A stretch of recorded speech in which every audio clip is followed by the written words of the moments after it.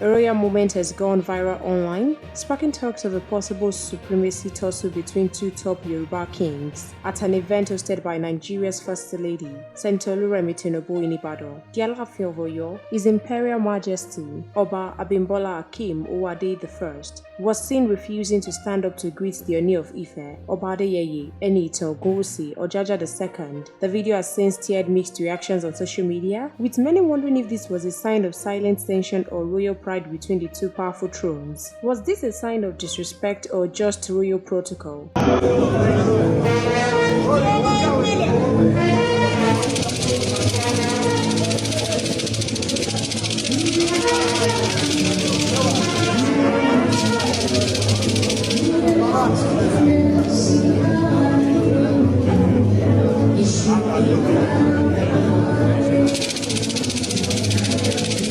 Kindly drop your opinion in the comment box section below. We'll continue to supply you more news updates and exclusive videos.